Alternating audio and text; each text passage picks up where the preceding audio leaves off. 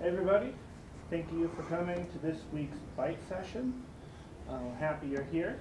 Today we have Matt Tucker. He's going to talk to us about IPOs and entrepreneurial stuff, going from a startup to doing an IPO thing. Failed startups, all the things. It's going to be pretty cool. Just a little bit of housekeeping before we get started. On Friday we have our, what's it called? Our weekly hacker officer meeting, and we're going to be talking about like club elections and things like that. And if you're interested in participating on any level more than you currently are, we'd really appreciate it if you come and stop by and express some interest, so we can get a idea of what spring quarter and the rest of the year is going to look like. So see you there, hopefully. It's really low barrier. Yeah. 5, right? No. 4? 3. 3? So two. Two. Yeah, so 2. 5, 4, 3, 2. You can count. Well, that's about everything I had to say. I'll leave it to you. All right. Thanks for being here. Oh, thanks for having me. Hello, everybody. I'm Matt. I taught Computer Science 2 in the fall term. Thanks to some former students for showing up at the Bite session today. In my day job, I invest in climate tech startups. I'm early in figuring out my next startup, which will also be in the climate space. But in my whole career previously, I did B2B software startups. B2B meaning business to business software, founding companies and then scaling them. And so I'm here to talk to you all today about my own entrepreneurial journey. And we'll talk about 2 companies that I founded. One was Jive Software. So I'll do the computer science degree through IPO, the really fun experience that was Jive. And then the other side of the coin, a not quite as fun experience, which was being the founder and CEO of a startup that failed, and what I had to do to try to land that plane at least semi-gracefully. And I hope in today's session I will at least entertain you. I will do my very best, share some nuggets of wisdom, and maybe, just maybe, inspire some of you on your own entrepreneurial journey. And maybe that means founding a company. Maybe it means joining an early stage startup or a startup of some sort rather than a giant company. But look, if I can do it, then definitely any of you can. Okay, so I was a computer science degree major at the University of Iowa with one of my best buddies since high school, Bill Lynch. Bill actually lives here in Bend as well. He and his family are the reason that we ended up here. We kind of followed the Lynches here. But there we are at University of Iowa in college as Uber nerds, and then still Uber nerds at the day that we went public as Jive Software at Nasdaq. So I'm going to dig in and tell you the story of how it came to be, starting with what we did in college. But before that, just a tiny bit about Jive. This is a very early logo. It got a little bit better looking over time. But way back in 2001, we started working on community software. And you have to remember the context. Boy, that was a long time ago. But there was no real social software in any of our personal lives. Friendster wasn't out yet. MySpace wasn't. There was no Facebook. But we started working on this community software, discussion forum software. And that was Jive. And I'm going to tell you the story of how we grew and came to be. Okay. Before we had any idea that we were going to start a company, we were earning computer science degrees at the University of Iowa. And so a few things that I think kind of set us up for later success potentially. One was internships ended up being really important to us. I ended up interning for the Java team at Sun Microsystems. Bill interned at IBM. These were amazing ways for us to learn what it was like to work as part of a larger team, how larger companies worked. So pretty foundational. We did a ton of open source work, and that was a great way to learn code and experiment with things, and also just to get stuff out there that got used. These days, I think having open source software in your public GitHub is just amazing as part of the hiring process. But for us, I had open source code that shipped with every copy of Java. I had other open source software that was on every single Android phone. So it was a pretty cool way in our spare time to get software that got used by millions and millions of people. We participated in every possible organization at University of Iowa that was at all computer science related. So congrats to all of you for being here today. It's a great investment in your own degree and things going forward, and I think that paid off a lot. Iowa let us do a bunch of independent study so we could get course hours for doing our own projects, which was awesome. I have no idea if that's a possibility at OSU, but that was a good way for us to kind of dive deep on some tech problems that we cared about. And really the lesson out of this phase was, look, we had no plan. We didn't know what we were doing, but we did dig in hard and try to take advantage of every possible thing we could get out of that computer science program and the time we were at school. And it turned out that that did help us a lot in the very early stages of founding Jive. Now, one of the open source communities that we were really into and excited about was the Java developer community, which was really cool way back in the late 90s. Everybody was excited about Java and using it in the browser and on the server side. So here, Bill and I are at the Java developer conference called Java 1 way back in the day. That's Duke, the Java mascot. But all that open source work and our involvement in that community ended up being important. I think I'm hitting that mic. Okay, so all that open source work eventually led to our first naive steps as entrepreneurs. We were still in college, so this is our junior and senior year. And the open source stuff that we were building, and in particular this new open source discussion forum package that we had built and eventually called Jive, started to feel like it was something. And like, maybe we should be a company.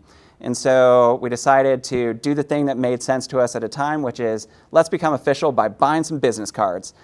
So we pooled $70, which was not an insignificant sum for us at the time, got some cards, and we called ourselves coolservlets.com, which is an absolutely terrible name. I'll never claim that we were good at naming things, although Jive was pretty good. It was my girlfriend at the time that came up with that name, actually, not me. And we called ourselves co-founders and programmers. Employed all of our friends as we were trying to get this company off the ground. Started very humbly. We were in this tiny basement office. It smelled like smoke. It was gross. But eventually graduated to an office with windows. And we had a tradition of just working kind of crazy hours. I don't actually know if that was very productive. Looking back on it, I'm not sure. But we had a bit of a ritual, which was at Iowa, most of the college bars all face out onto the Ped Mall. And at 2 a.m., when all the bars get out, everyone crowds the Ped Mall. And so we'd stand at the windows of our office looking out at everyone, just kind of gawking at the craziness, glad that we weren't participating for some reason. And then we get back to it and keep doing our coding. And so those were the early days.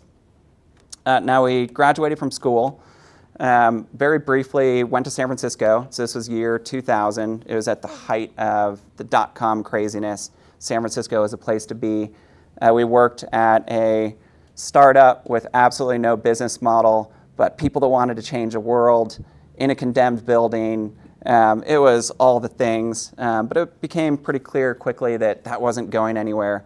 And we were really excited about going after this Jive thing, the discussion forum software that we were building that was starting to get adopted by more and more companies and organizations. And so we left San Francisco, moved back to Iowa, and decided, let's figure out how to get this company off the ground, even though we have no idea what we're doing as two fresh college grads. And we had our first lucky break, which was Sun Microsystems reached out to us and said, hey, we really love this Jive thing that you all have built. We want to use it to power the Java developer community, which was quite a large community at the time. Because, by the way, the software that we're using today isn't even written in Java, runs on some Windows stuff, and it's super expensive, and it doesn't even do all the things we want. So can we pay you guys to use your software? And we're like, yes, absolutely. Sign us up. We're all in. And so our contact at Sun said, great. Send us all of your company information. You know, we need your EIN and proof of insurance. And we were like, oh my God, what the hell is that? What is an EIN? It turns out it's a tax identifier. It's kind of like a social security number, but for companies. And we probably were Googling this on Alta Vista. Maybe it was on Google, which was, believe it or not, still early at the time. And we figured it out. We incorporated as a company in February of 2001. And then went after that first implementation, got it deployed in the Java developer community, and then started selling to more and more customers. And that was the early start. Now, about the same time, our significant others decided they were going to go to grad school in New York. And Bill and I were like, okay, New York, just as good as Iowa for founding a company. And so we decided to move and follow them there. Packed up a U-Haul and went from Iowa to New York on September 1st, 2001. And I remember it vividly. We had a U-Haul, and there wasn't really cloud storage at the time. And so we had purchased a fire safe, and we had the sacred backup of all the software in the fire safe. And so we'd park the U-Haul, and we'd take that fire safe into the hotel room at night as we were making our journey to New York. I think cuddle in bed. Just like, we're not losing the source code. But anyway, we arrived in New York safely, so to speak. And in fact, the first day we were going to go look for office space was September 11th, 2001. I lived on the Upper West Side. Bill lived on the Upper East Side. He was going to commute down, and we were going to meet up and look for office space with Dave Hirsch, who became our first early partner and eventually our CEO at the company. Obviously, that didn't happen because the towers fell. And there we were in New York, a tiny little startup with no investors, having to make money because that was our only choice. We were college grads with no jobs, and we figured it out.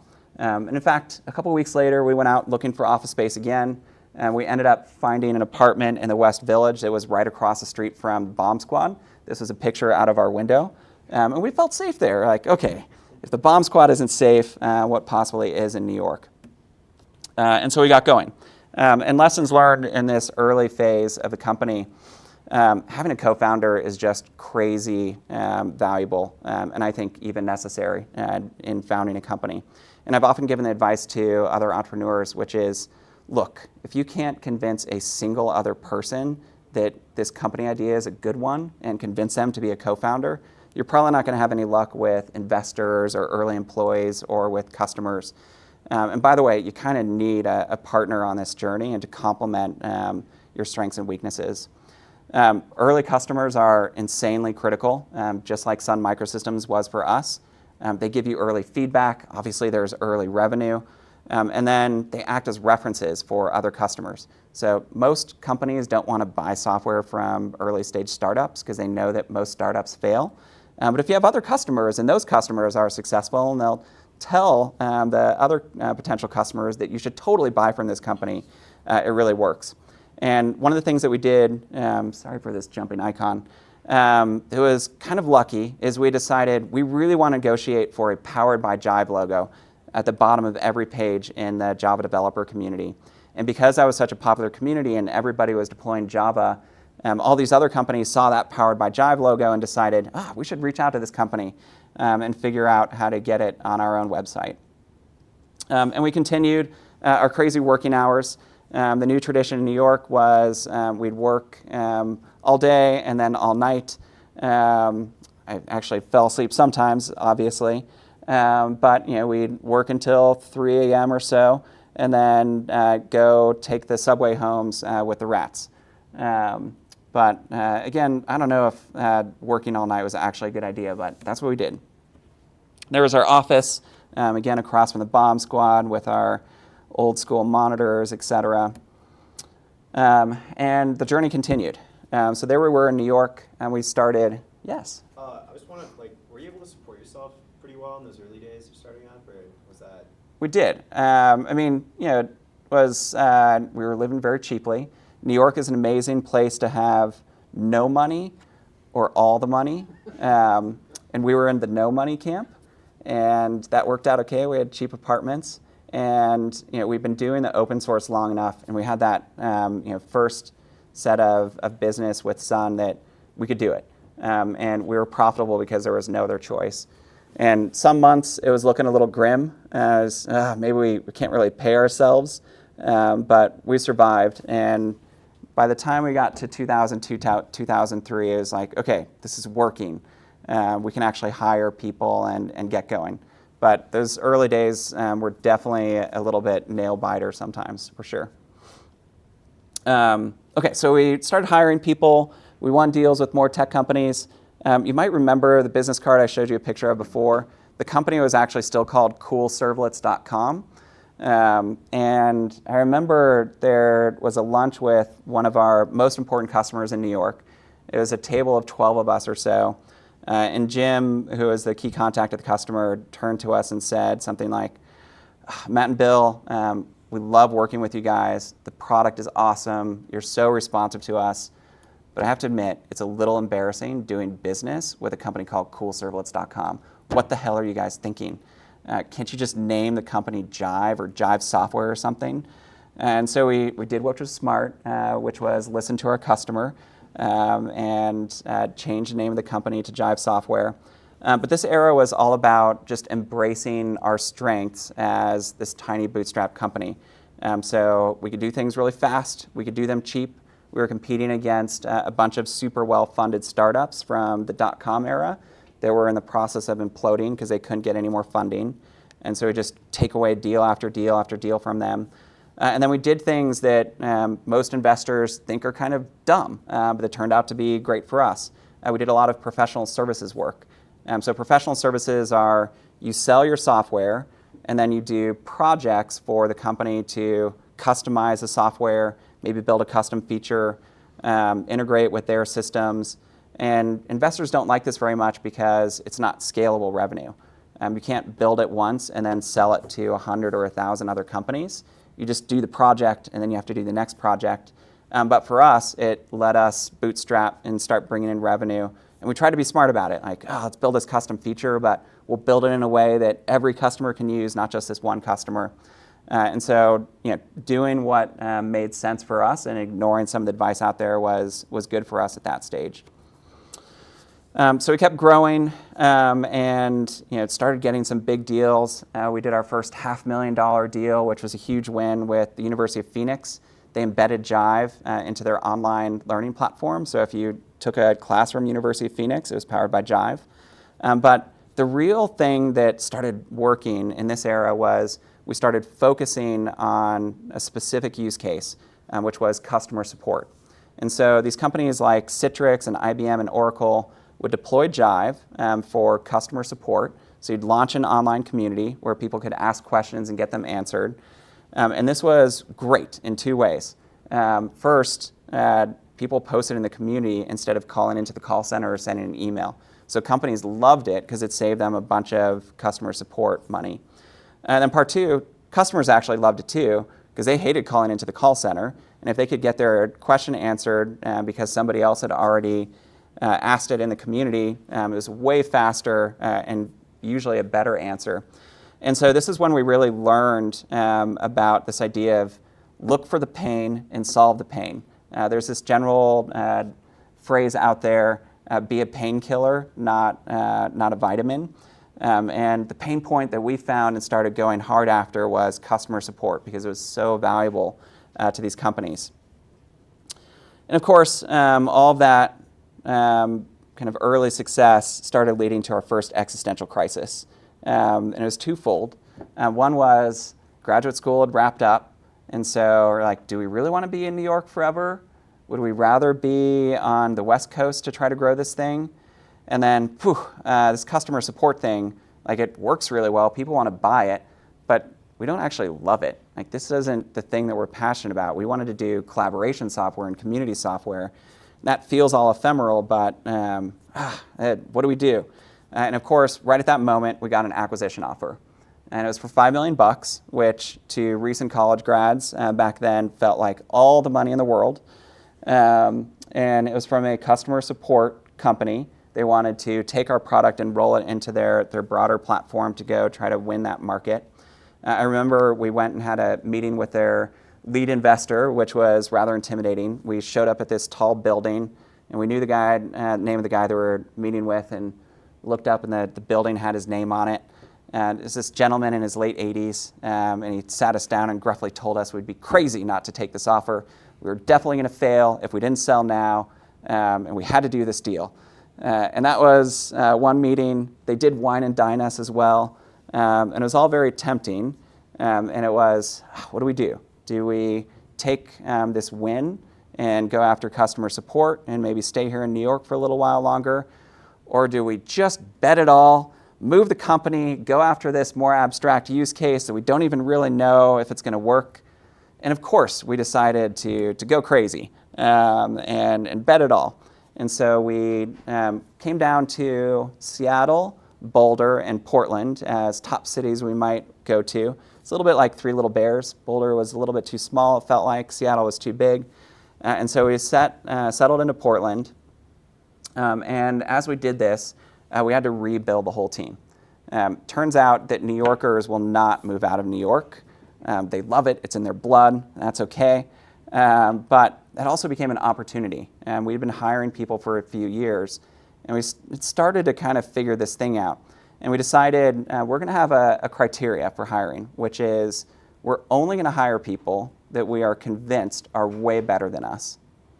And the bar wasn't just like these people are way better at us because we have no idea how to do that job. Like maybe we could do it for 10 years and be good at it.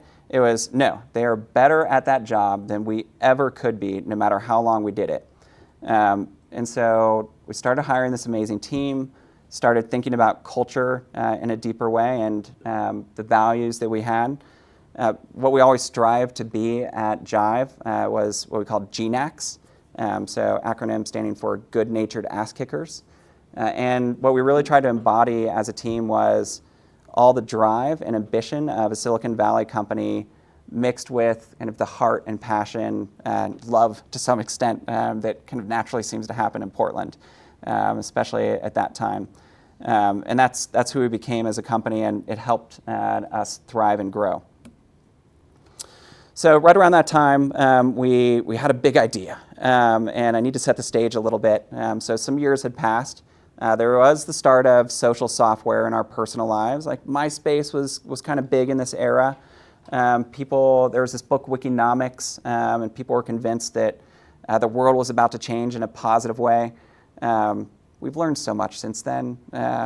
Social software maybe was not the best thing in our personal lives. But there was a lot happening, and in business world, it was all point solutions. So you would deploy blogging software or a wiki or discussion forums, which is what we were really strong at as Jive. There's even like dedicated products and funded companies for doing social bookmarking. And our big idea was, well, what if we take all those different point solutions and build a single platform where you can use any of the things that you need in order to get the job done with a single feed to see all those things. And so we did that, and we built a new product called ClearSpace. And it sounds really dumb now, but it was actually kind of a big idea then. And it hit at just the right time, in the sense of this is now when every single business executive, seeing what was happening in consumer world, was convinced that they needed to have a strategy around social, and that there was going to be big impacts to how employees work together inside of large companies, as well as how companies interacted with customers. And so we launched ClearSpace. Here's what it looked like way back in the day. You can see the content types. That was what a blog looked like, and people asking and answering questions. And it worked. So really quickly rolled it out to 190 customers, big companies that you all have heard of, both for that external community use case as well as internal collaboration. At this point, we were still bootstrapped. We had never taken any investor dollars.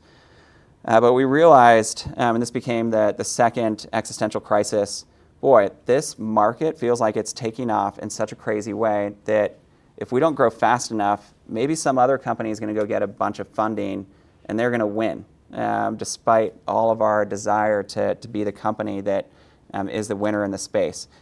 And we had always been profitable, and that kind of felt baked into our DNA. Part of that was going through the dot-com collapse as our earliest first entrepreneurial experience. But we decided, we got to go do it. We got to swing for the fences again.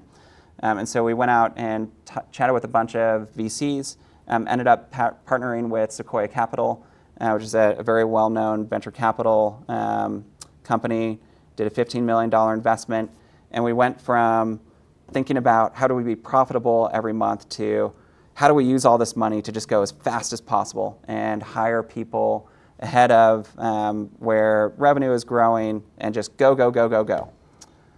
And you can see this is 2007. So we all know what happened 1 year later as we were into this journey, which is kind of the pendulum swing right back into the 2008 financial collapse, which of course started with collapse of subprime mortgages, and then all the financial companies started suffering. This is a slide from a very famous Sequoia deck. If you're a startup entrepreneur from that era, like everybody knew this slide, because Sequoia pulled us all into a room and gave us a presentation, and the gist of it was basically, you are all fucked. This is a nuclear winter. You are not going to be able to sell software. You'll probably never be able to raise money ever again. We think this is worse than the dot-com collapse. Every single one of you needs to be profitable immediately, or you're going to die. And it turned out to not be quite that bad. 2008 was tough, but we faced a really hard decision, which was, wow, over the last year we hired a lot of people. We almost doubled the team. Revenue had been growing, but not nearly that fast. And so we decided to lay off 28% of the company, almost a third. And we all see lots of stories about layoffs, and it's kind of easy to get numb to them. But I think unless you're maybe an insane narcissist, firing a third of your company as a founder is a mortal blow. You feel like you are betraying people in almost the worst way possible, which is around their livelihood, the safety of their family.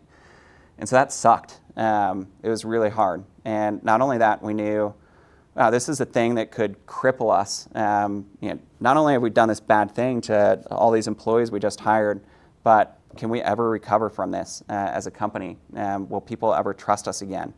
Can we get our mojo back somehow? And so Dave, who was our CEO at the time, decided, look, sometimes the thing that can rally a team the best way possible is a giant goal. And so he declared, look, we're going to mourn for a second, but then we're actually going to have, despite everything crazy happening out in the world, our biggest quarter ever. For the first time ever, we're going to sell $8 million of new software. And if we do, when we do, we're going to throw a giant party, and I'm going to get a tattoo to commemorate it, which he did. That's a Roman numeral 8 that is kind of fashioned after the Jive logo. And so after we hit this goal, maybe it was a dumb idea, but we threw this giant party at the office. We actually hired a tattoo artist that came into the break room, and we said, anybody that wants a tattoo can get one for free. And luckily, as far as I know, nobody regrets the tattoos that they may have gotten that day. But that is Dave's, and he still tells that story. And it turns out sometimes having a super clear goal and getting the entire team to row in the same direction and then actually accomplishing it, that's the thing that can take you from feeling like crap as a team into feeling like, wow, we can do this and recover. So we got back on track. Weathered the storm, raised the next funding round, kept growing. We started to win growth awards in Portland, expanding internationally. Consumer social kept taking off, so things were going well. And this finally became the time that it was like, we got to grow up as a company a little bit. We have several hundred people. Dave had been doing the CEO gig for a long time. He decided to step aside. We hired a really experienced CEO named Tony Zingali. Our investors said, you cannot be a successful tech company based in Portland. All the good companies are in the Bay Area. And so we listened to them, and I moved down to Palo Alto to open our office there. Portland was always the largest office for Jive and kind of the heart of the company. We started acquiring companies, did another funding round, including from Kleiner Perkins, and started to feel like, wow, we're on a pace where maybe we could IPO this thing. And so 10 years after incorporating, that's what we did, celebrated our 10-year anniversary, and then listed the company publicly on Nasdaq. And that was a really fun and amazing experience. These are little posters that we made for that 10-year anniversary party. There was one for every year, but you can see, really small. Started off in Iowa City with barely any people and almost no revenue, and then 10 years later had grown to having a worldwide presence and lots of employees and even more revenue. And I'm going to pause the Jive entrepreneurial journey there. We became public, and lots of stories from that era. There were highs, there were terrible lows. Being a public company really sucks, actually. I was there all the way through 2015, still a CTO.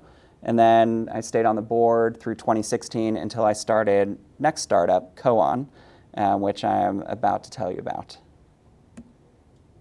But pausing here, again, like if Bill and I could figure this out and bootstrap a company, what's stopping any of you? And again, maybe this is founding a company, maybe it's joining an early stage startup, but go for it. Why not? All right, let's do the other side of it. I'm going to go much faster on this part so we can leave time for questions. I adapted these slides from a talk that I've given to a bunch of entrepreneurs because it's much, people always love to tell the IPO story. That's fun. Much less common to talk about, wow, what happens when your company is failing and you need to figure out what to do about it. So kind of a short version of that whole story and slide deck. But yeah, I told you how fun it was to go through the IPO and do that Jive journey. That's my wife, Gretchen, when we were there on IPO day. We almost did the middle finger instead of thumbs up. And you know, taking this picture, this is before you actually click the button to go public.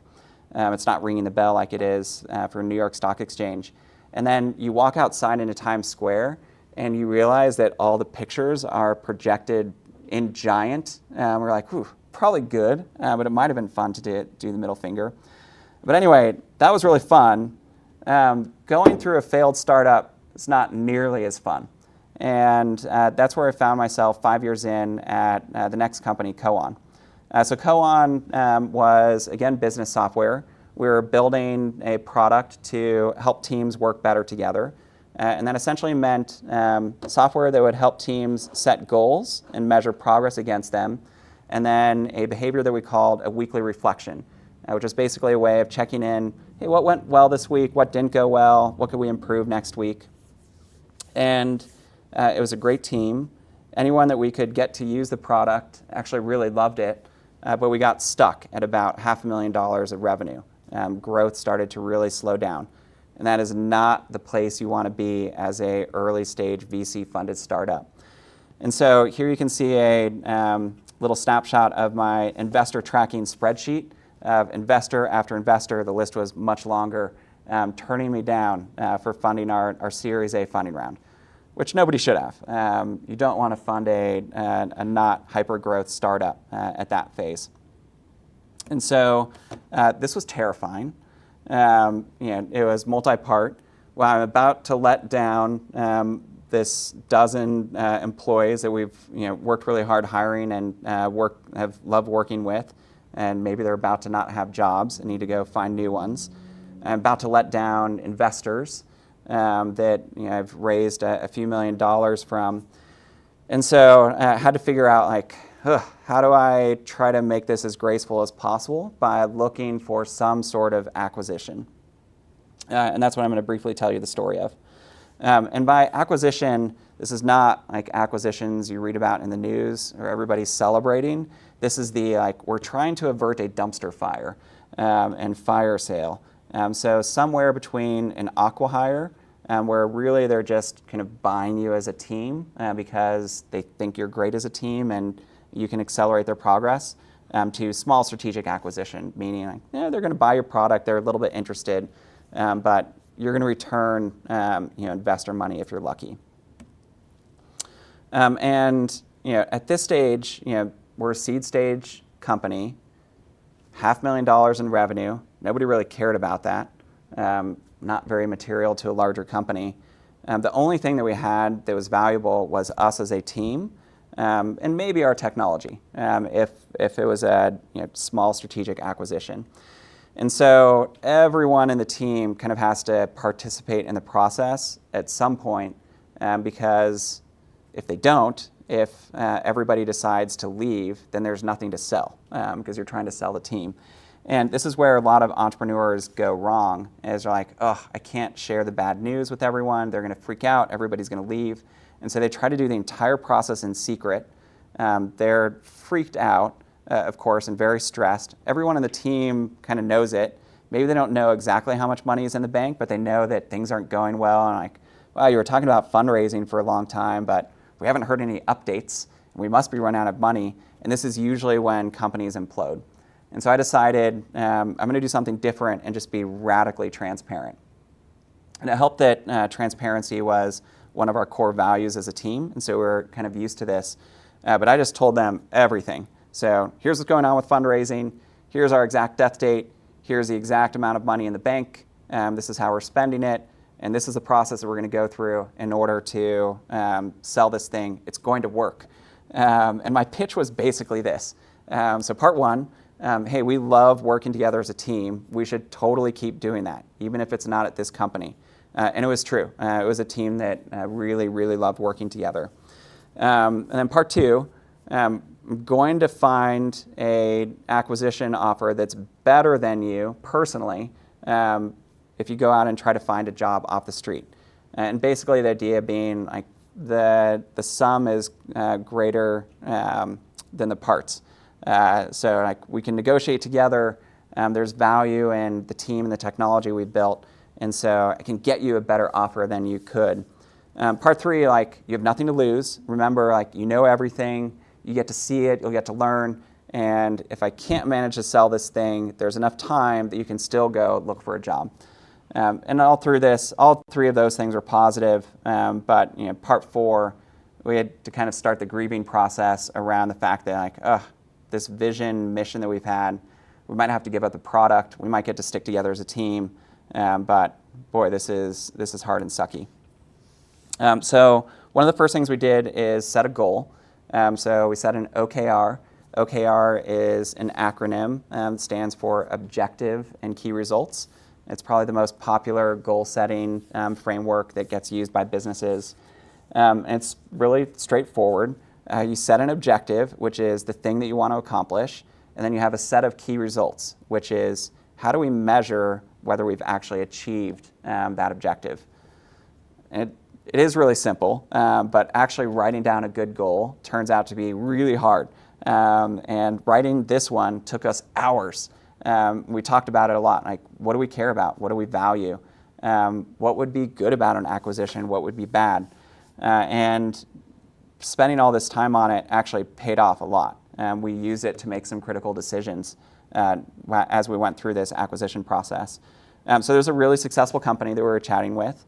They continue to be really successful today, but they were all jerks as we were interviewing with them, and we just decided that is not a culture that we feel like we want to be part of, even though we might make a lot of money by being there. A lot of companies, when they're doing an acquisition, only want your engineers. They say, look, we have enough salespeople and marketing people, but we declared, no, we think we have enough momentum that we can get the whole team, and we're just going to reject companies that say that they won't hire all of us. And part of this, again, was we're kind of lucky, which was we were doing this sale in the summer of 2001. And if you, I'm sorry, 2021, not 2001. And if you remember back to 2021, it was still the roaring times. Lots of big VC investments. Companies were just trying to hire as fast as possible. So we got lucky on the timing. They actually sent this OKR to every company that we were interviewing with so that they knew exactly who we were and what we valued. And then I had to get out there. And this was a tough emotional journey. All I wanted to do was go hide in a dark corner because I could see imminent failure and the likelihood that I was about to disappoint a bunch of people, including myself. But this is the advice that I've given to a bunch of other entrepreneurs. You have to lean in and push harder than you ever have at that moment. Create all the materials, get the intros, talk to everybody at once, because part of that is the other way that most companies fail at this stage in trying to sell themselves. Either they implode due to secrecy and anxiety and stress, or they just run out of time. And the reason for that is it takes a long time to go through the acquisition process. If you're really lucky, any individual conversation can take 2 months. Sometimes it takes a lot longer. And so you might make the mistake of saying, like, I'm just going to talk to one company, and then I'll talk to the next one and the next one. And there's no way that ever adds up from a timeline perspective. You have to kind of do it all at once, know your death date and manage to that deadline really hard, or you're just going to fail. You have to realize that nobody knows what they're doing, which is actually true in a lot of business, but definitely true in the acquisition process. So most companies aren't good at acquisitions. They have no idea what they're doing. And despite the fact that getting acquired is your number 1, 2, and 3 priority, it is not usually the very top priority for the acquiring company. And so I had to really figure out, like, how do I make this process as easy as possible for acquiring teams? Never assume that they know what they're doing, just push on the next step, et cetera, et cetera. At the end of the day, it just looked like a giant interview process for our entire team at a whole bunch of companies at the same time. We interviewed at Twitter, at a whole bunch of startups. It was crazy. And at least we were doing it as a team. So we helped everyone with their LinkedIns. We did mock interviews. By the way, all these behaviors are really good as you're preparing potentially to go look for jobs yourself. If you feel like you can do it with some support and help from others, turns out it's way better. But we got through it as a team. And we're lucky enough to get more than one offer to be acquired. This is, of course, the time that you can negotiate and look for the best possible deal. Again, we had thought through what we were optimizing for, and so I knew, okay, if push comes to shove, I'm going to choose an acquisition offer that's better for employees versus investors. I again got really lucky. It turned out the best offer and the one that I could negotiate up the most was actually the biggest win for both employees and investors. A lot of our folks ended up more than doubling their salaries. And so, again, got very lucky. And one thing I should acknowledge is luck is a real and critical part of any entrepreneurial story.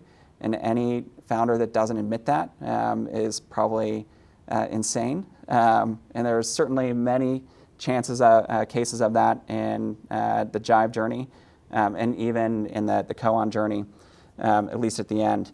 So we got 5 acquisition offers. We chose a great company called Fountain to all go join. I was CTO there for a couple of years, wrapped up that gig almost a couple of years this past summer. And there's still a bunch of Koan folks working at that company.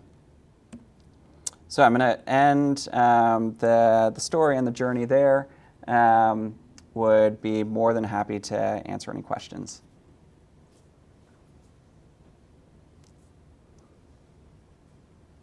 What was the most rewarding experience that you came from? That's an easy one. I've thought about that before, which is the Jive one, kind of 2 parts to it. One, it was enough of an economic event to be meaningful financially for a whole bunch of families. Like lots of people went and bought a house after the Jive IPO.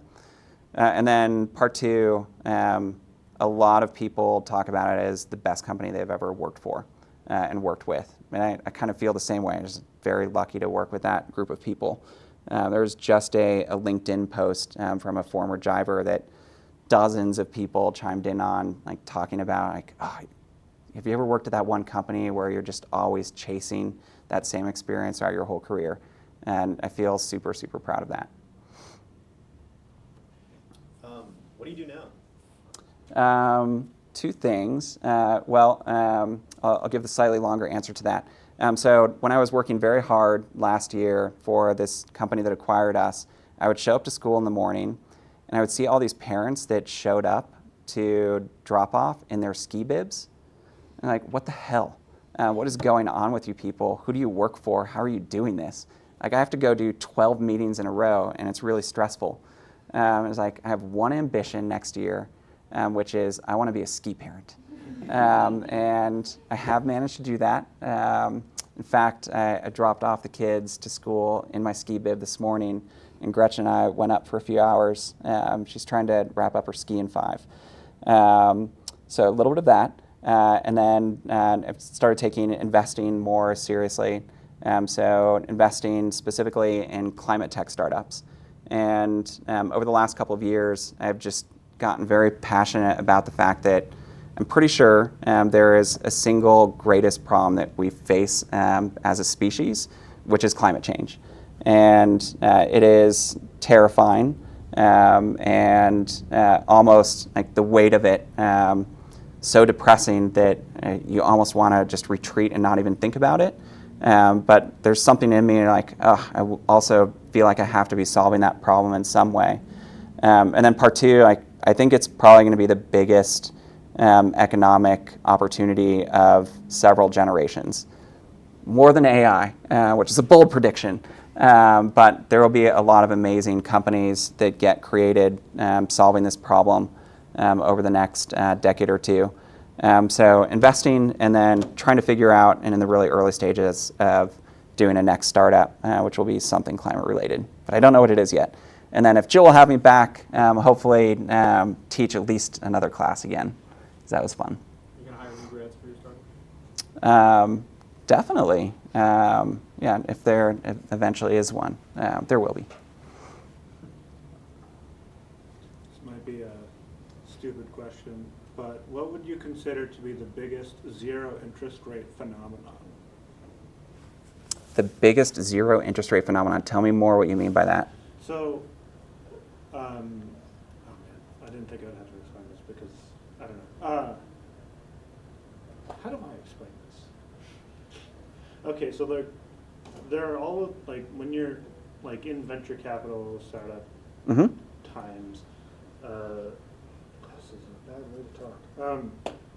Zero interest rate phenomenon is like a thing that only exists when interest rates are low, right? So like when Money is flowing yeah, money to is some degree. flowing and you can kind of just borrow a lot of stuff and kind of just work on whatever you can convince the venture capitalist to invest in. Totally. I don't know if I have a profound answer to this question, but maybe one quick thought. And look, I know that the job market out there is kind of tough at the moment. A lot of folks in my network are struggling to find jobs again after layoffs, and they're pretty experienced and talented in their careers. And so, as either coming up, fresh graduate or anything, like a daunting environment to step into. Similar to how it was in the year 2001, right after we had graduated from college. And I think slightly non-intuitively, and there's actually a lot of data to support this, most of the best companies, the highest growth, most successful startups are founded in bust times, not boom times. And it's like randomness and bizarre things can happen when there's just too much money flowing. Like companies flushing money down the toilet, like investing in growth in weird ways that are distorted. And so a smart team that's just executing well may not have a chance to shine unless they get lucky to raise the biggest funding round possible. And so I think maybe not intuitively, like this is an amazing time to join a startup, to found a startup, when times feel a little bit tougher. And there's, by the way, still like a ton of money going into seed stage startups. It's more like Series C, D, E that are really tough right now. But I think great companies get founded when it is tougher times and where there's not crazy money flowing. Patrick? As somebody who's also interested in working with like the environment, effort, what kind of companies can I go to as like a CS after I graduate, like, or looking for internships? Like, where should I try to pin that focus so I can have more involvement in that industry? I mean, almost. There are like hard tech climate startups, and a bunch of them. Like I saw pitches from 2 battery companies, and I know almost nothing about batteries. And like, how do I decide whether I invest in this? I'm part of this angel investing group called E8. It's kind of Pacific Northwest focused. But a ton of companies are either explicitly software or have a huge software component. So they're all essentially hiring lots of CS grads. There's I don't know if there's anything in particular special, but there's, the problem is so big, like finding areas of, what am I really interested in? Is it, I really believe in more sustainable farming practices, regenerative agriculture. Like, is that my passion? Is it, I really think that carbon capture can do something interesting. Do I want to go like build new generation of heat pumps? So there's like picking a lane to some degree is maybe interesting. And then, the advice that I got from a climate tech investor was, part of it was like focus on the learning part of the journey. So I ended up taking a class after I wrapped up CS2 called Terra.do. And it was, the way they pitch it is like, it's kind of like a miniature master's degree in climate science and advocacy in the course of 12 weeks. And there's a bunch of, it cost a minor amount of money, but there's a bunch of free things that you can do too, and that ended up really helping. So what sector are you falling into in that regard for the climate? I don't know. This is like part of the, like, is it, I care a lot about electrification. So if we can electrify everything and simultaneously make the grid greener, like that is a super core part of solving the problem. And then even though I know like you can't just do it, carbon capture is interesting. Maybe it's just because it's technological and I'm drawn to that sort of problem. And it certainly doesn't help with mitigation, but it's kind of interesting too. What do you think of like investing in nuclear power? Needs to be Maybe interesting. There's a lot of people super passionate about it and putting lots of money into things like fusion or small reactors. Most of what I've read, and I'm not an expert at it at all, but it's look like anything. There's no silver bullet. There's only like silver buckshot. So yes, but like we need to do everything at once, and nuclear is really tough for developing world. So maybe it can help Western developed economies transition from coal and methane gas faster, but it's probably not like the thing. And then from an investment perspective, that's definitely like a very risky investment in the sense of it's not just scaling market, you have to go solve science problems. And so you have to kind of figure out where you are in the spectrum of how much risk I want to take. And I'm mostly investing in super early stage companies. So a fair amount of risk already, but it's folks like Bill Gates' Breakthrough Ventures. They're like, we don't care if it takes 20 years to return capital. We're going for it because we just want to be part of changing the world.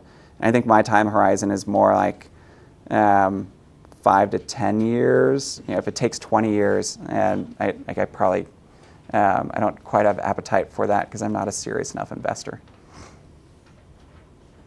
You mentioned that you moved operations to the Bay Area at the suggestion of Sequoia. Do you regret doing that, or did you think that was a good thing in the end? I don't know. I think that the thing that felt bad is that we declared, like it was super important to have a presence in the Bay Area. The thing that we did symbolically that I kind of feel like was a mistake is that we declared that it was our headquarters, even though it was much, much smaller office and not where the heart of the company was. And at the time in Portland, that was like the ultimate betrayal to the Portland tech community, because Jive was the opportunity to have the first Portland IPO in a really, really long time. And there haven't been many. And we like to think of ourselves as a Portland IPO. Technically, we weren't. And we got kind of raked over in the tech press of Portland for a little while. So I wish that we hadn't called it headquarters, because who cares? And headquarters is such an ephemeral, dumb thing anyway. But having that presence in the Bay Area was super valuable just with customers and hiring people and that sort of thing. I know lots of people need to leave too, so don't feel bad if you just stand up and walk out, by the way. But I'm happy to just keep answering questions. Are you going to come teach more classes? I hope so. And nobody that's worked for me in the last 5 years everybody knows, like, never accept a commit from Matt, because that would be a really dumb idea. And luckily, I think Jill didn't see any of my commits before agreeing to let me teach a Java class. And now you know some of the background, like Java is maybe the one thing where like, yes, I do have depth of knowledge there enough. But it'd be horrifying, the idea of me teaching a Python class, for example. I'd have to learn Python first. So if we find the right one, and Jill will have me back, absolutely. I'm really curious for a tiny bit more information. I'm trying to figure out how to ask the question. But I really appreciate how you talk about luck. Because I'm with you. I totally agree. It seems like you worked really hard and you hustled. So you put yourself in the way of luck a lot. And you spent some time at a large company first. And so I'm really curious about, it seemed like part of your luck with Jive was about this amazing team. Mm-hmm. That you were like very deliberately hiring specific people for culture. And so what was the thing that made you decide that it was worth like spending the extra money, going the extra mile, like wooing them? Was it your time at the larger company? Like, was it just luck that you were like, I want to hang out with cool people at work? Like, I actually have a specific piece of advice, which I don't know if is quite answering the question, but it's like, oh, I should say something about that while I'm chatting with all of you.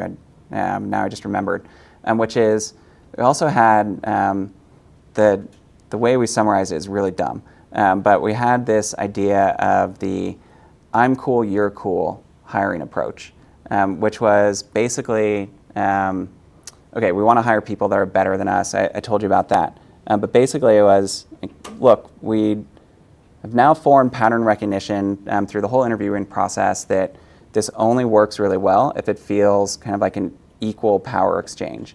So we want the candidate, we're really excited about them, and the candidate's really excited about us. And it's not where like, oh, they're lucky to work for our company, or like, oh, boy, we know we suck, but if we could only hire that person, they're such a superstar. And being a bootstrap company, there's like, we couldn't really hire like the super hot, experienced tech folks. We had to, in many cases, look for people that were either earlier in their career. I have actually gone to a bunch of OSU college fairs back in the day because we had a practice of, boy, I don't know how we convinced people to do this, but it actually worked out really well for us and really well for them, which was we hired lots of fresh college grads to be customer support team members, very technical ones, like they were coding almost immediately. And then it was just this explicit program, like you do the job for the specific period of time, and then you graduate into one of two paths. You either go into our professional services team, because you really like working with customers directly, or you go into our core engineering team. And many of our most, our very best, like the people that became senior principal engineers came up through that path as fresh OSU grads. But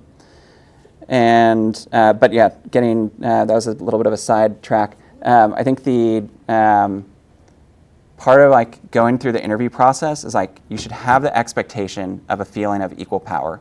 If you feel like the company is too good for you, this is not going to work out well, either for you or for the company.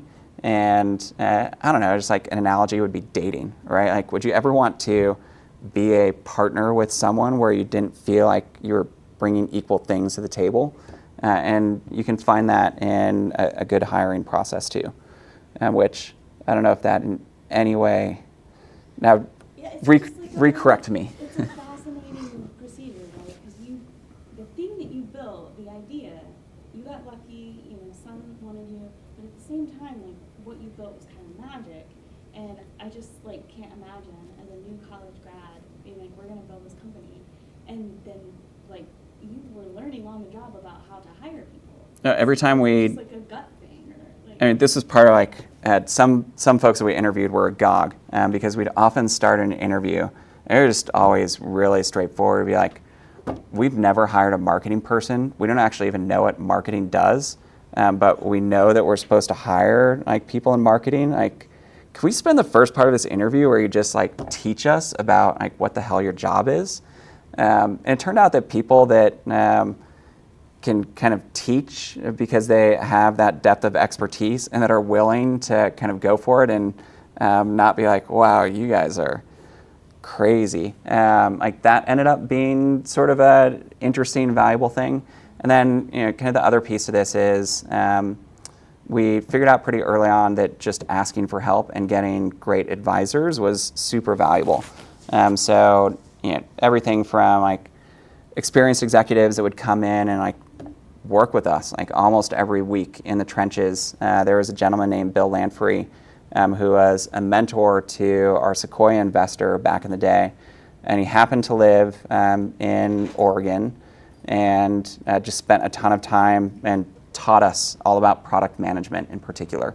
We didn't really know anything about it as CS grads. And so we went to the school of Bill Lanfrey every week, and he taught us all the things. And then executive coaches. So that became a learning over time too, was ask for advice and for help, and people will be way more generous than you ever expect them to. And I almost always say yes when people ask me for help or advice. And the reason for that is I generally feel like I get more out of the exchange than they do. And hopefully they feel like it's valuable too. But there's something about that trading that works out really well. Of course, you have like paid advisors and coaches too, but that helped us a lot too. Jill. I'm wondering about your negotiation skills. I mean, you took a whole team, got multiple bids to acquire you. So I'm wondering if, especially as we have students here that might be negotiating positions, what you might share about how you did that. I mean, there's definitely the